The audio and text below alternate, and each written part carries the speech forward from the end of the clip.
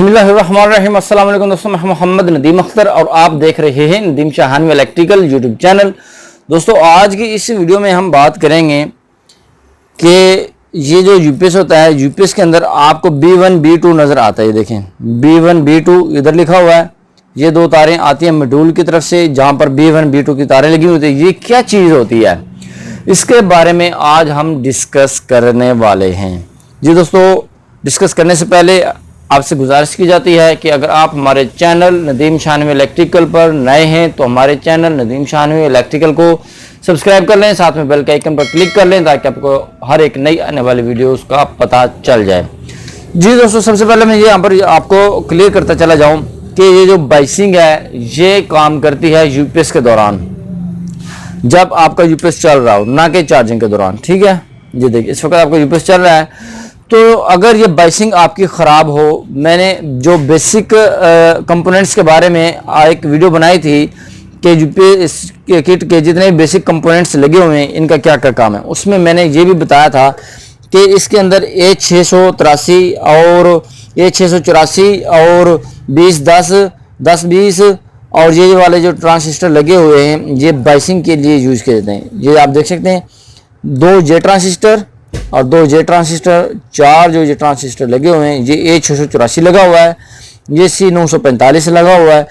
ये बाइसिंग को ही डील कर रहे हैं।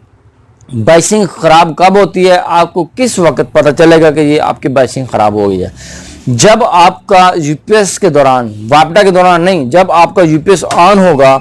यूपीएस ऑन होने के बाद आपका जो ये ट्रांसफार्मर है ये शोर देगा ज़्यादा, और जब ये शोर देगा तो इसके अंदर फ्लक्स क्रिएट होगा, आपकी बॉडी भी फ्लक्स क्रिएट करेगी, यानी कि बहुत ज़्यादा गूंज करेगा। ये गूंज करने के साथ साथ ये आपकी एक साइड गर्म हो जाएगी, या वो वाली साइड गर्म हो जाएगी या ये वाली साइड गर्म हो जाएगी। तो इसका मतलब ये है कि आपकी बाइसिंग ख़राब है। बाइसिंग ख़राब होगी तो इसको ठीक कैसे करना है?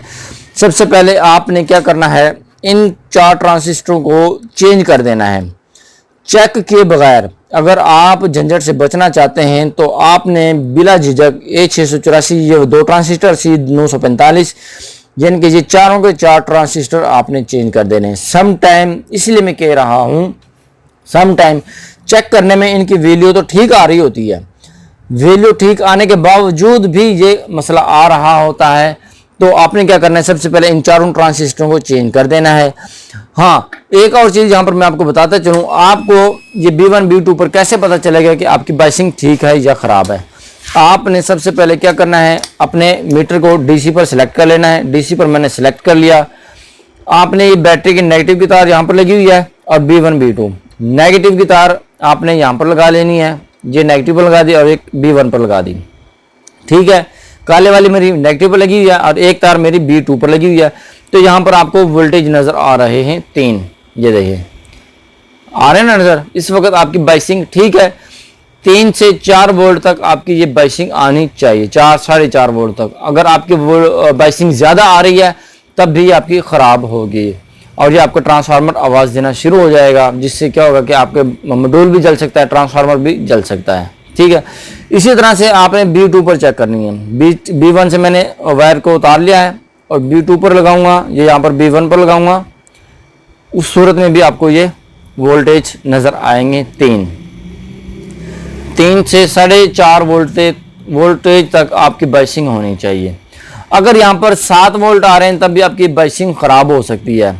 अच्छा, अगर आपने ये वाले ट्रांजिस्टर भी चेंज कर दिए, ठीक है, और फिर भी आपकी बाइसिंग ठीक नहीं हो रही, तो फिर आपने क्या करना है, ये वाला मॉड्यूल जो है ये चेक कर लेना है। ठीक है, अगर ये भी ठीक है आपका मॉड्यूल और ये आपके ट्रांजिस्टर भी ठीक हैं, फिर भी आपकी बाइसिंग क्लियर नहीं हो रही, आवाज़ कर रहा है ट्रांसफार्मर, तो फिर आपने आंखें बंद करके ये वाला जो क्रिस्टल लगा हुआ है 4 मैग का, तो आपने ये चेंज कर लेना है।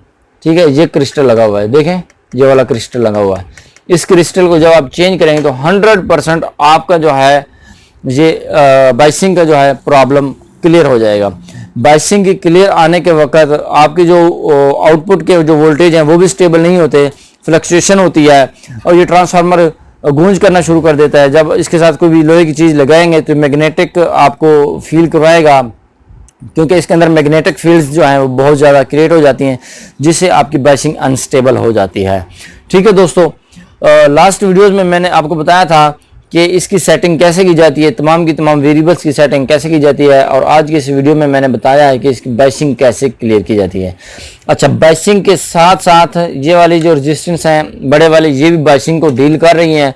2 रेजिस्टेंस ये लगी हुई हैं इसके अंदर, ये भी बाइसिंग को डील कर रही हैं, और 6 रेजिस्टेंस इधर ये लगी हुई हैं, ये भी आपको बाइसिंग को डील कर रही हैं। ठीक है, ये रेजिस्टेंस समटाइम ये भी बर्न हो जाती है और इनको भी आपने चेक कर लेना है।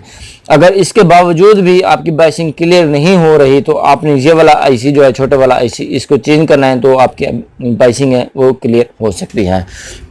जी दोस्तों, ये फॉल्ट होता है बाइसिंग का यूपीएस के अंदर, और ये काम होता है बाइसिंग का यूपीएस के अंदर।